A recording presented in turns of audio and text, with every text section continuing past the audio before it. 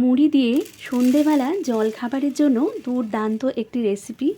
আর এই রেসিপিটা অবশ্যই বাচ্চাদের টিফিন থেকে শুরু করে সন্ধেবেলার খাবারে চায়ের সঙ্গে সসের সঙ্গে দুর্দান্ত লাগে কিন্তু বন্ধুরা। তাই অবশ্যই কিন্তু একবার এই মুড়ির রেসিপিটা ট্রাই করে দেখতে পারো।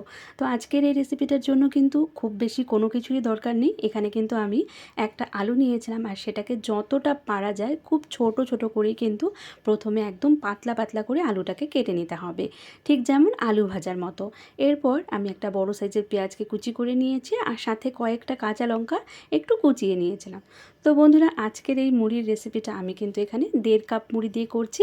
তোমরা চাইলে কিন্তু কম বেশি পরিমাণটা বাড়িয়ে বা কমিয়ে নিতে পারো। এবার কুচনো পেঁয়াজটা এর মধ্যে দিয়ে দিচ্ছি, আর সাথে যে আলুটাকে একদম সরু সরু করে কেটে নিয়েছিলাম সেটাকেও এর মধ্যে দিচ্ছি, আর এখানে বেশ খানিকটা কাঁচা লঙ্কা দিচ্ছি। তো বন্ধুরা, এখানে তোমাদের কাছে ধনেপাতা থাকলে সেটাও কিন্তু ব্যবহার করতে পারো। আমার কাছে ছিল না, তাই আমি এখানে দিইনি। আর সাথে কিন্তু স্বাদ মতো লবণ, স্বাদ মতো হলুদ, আর এখানে 1 চামচের মতো আমি দিয়েছি কালো জিরে। এবার কিন্তু সমস্ত উপকরণগুলো খুব ভালো করে কিন্তু আগে একটু মিক্স করে নিতে হবে। এখানে কিন্তু কোনো রকমের জলের ব্যবহার আমি আগে করিনি।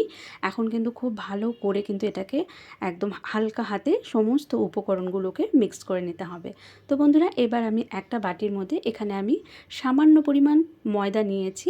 তো তোমরা কিন্তু এই কাজটা বেসন দিয়েও করতে পারো, তো ময়দা দিয়েও কিন্তু বেশ ভালো লাগে।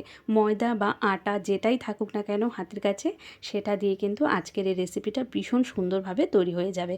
তো এখানে কিন্তু আটা, ময়দা বা বেসন যেটাই নেওয়া হোক, খুব বেশি পরিমাণের একদমই দরকার নেই।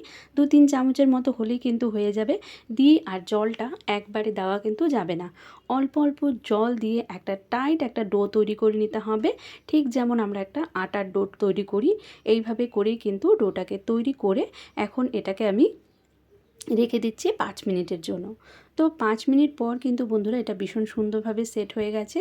এখন কিন্তু এটার থেকে এইভাবে করে গোল গোল প্রথমে আমি বল করে নিচ্ছি, তারপর হাতের সাহায্যে এইভাবে একটু চ্যাপ্টা করে নিচ্ছি। ঠিক ঠিক যেমন পেঁয়াজও বা চপ যে কোনো আকারই বলতে পারো, সেই ধরনেরই কিন্তু এটাকে করে নিতে হবে। আর সত্যি কথা বলতে বন্ধুরা, এটা কিন্তু দুর্দান্ত লাগে কিন্তু খেতে, তাই একবার কিন্তু অবশ্যই ট্রাই করে দেখো। আর অনেক হেলদি, অনেক টেস্টি, আর পেটও কিন্তু অনেকক্ষণ ভরা থাকে। তাই কোনো রকম বাড়িতে কিছু না থাকলে যদি কিছু খেতে ইচ্ছা করে, অবশ্যই এটা ট্রাই করে দেখতে পারো। কারণ এই রেসিপিটা যদি তোমাদের কাছে ভালো লাগে, তাহলে কিন্তু আমার অনেক অনুরোধ থাকলো, শেয়ার করে দিও যাতে অন্যরাও ভিডিওটা দেখতে পারে। আর সাথে কিন্তু একটা লাইক আর চ্যানেলটি সাবস্ক্রাইব করে আমার পাশে থাকার অনুরোধ রইল। তো এবারে কিন্তু এই তৈরি করা মুড়ির যে চপগুলো, সেগুলো কিন্তু আমি দিয়ে দিচ্ছি তেলের মধ্যে। তো এখানে আমি রিফাইন তেল ইউজ করেছি, তোমরা চাইলে সর্ষের তেলেও কিন্তু ভেজে নিতে পারো।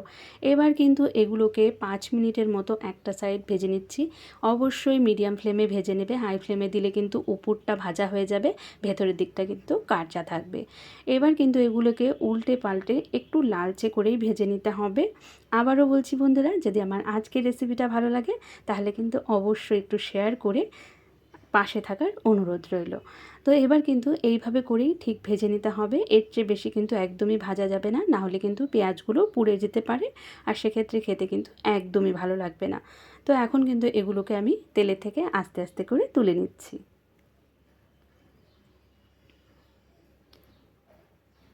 তো বন্ধুরা, এটা আমি আগেও তৈরি করেছিলাম, সেক্ষেত্রেও কিন্তু আমি দেখেছি খেতে দুর্দান্ত লাগে। তো সেই সময় ভিডিও যেহেতু করতাম না, তাই কিন্তু ভিডিও করা হয়নি। তো এবারে ভাবলাম তোমাদের সঙ্গে এই সুন্দর একটা রেসিপি শেয়ার করা যায়। তো বাকিগুলো আমি যতক্ষণে ভাজতে থাকি, এগুলো ভাজা হতে হতে যেটা আগে ভাজা হয়েছে সেটা তোমাদের দেখিয়ে দিচ্ছি। দেখো কতটা মুচমুচে।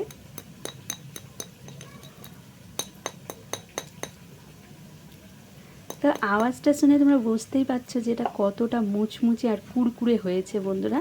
সত্যি বলছি আবারও যে খেতে কিন্তু দুর্দান্ত লাগো। দেখো ভেতরটাও কতটা সুন্দর হয়েছে। এটা কিন্তু চায়ের সঙ্গে বা সস যে কিছুই হোক না কেন, খেতে কিন্তু ভীষণ মজার হয়। আরেকটা কথা, এখানে কিন্তু শেষ না, এর স্বাদকে আরেকটু দ্বিগুণ বাড়াতে অবশ্যই আমি শেষে কিন্তু তোমাদের বলে দেব, যেটার মধ্যে আবারও একটু কি মিক্স করলে এটা কিন্তু আরও বেশি খুবই মুখরোচক একটা খাবার। তো এখানে কিন্তু সমস্ত বড়াগুলো আমার ভাজা হয়ে গেছে।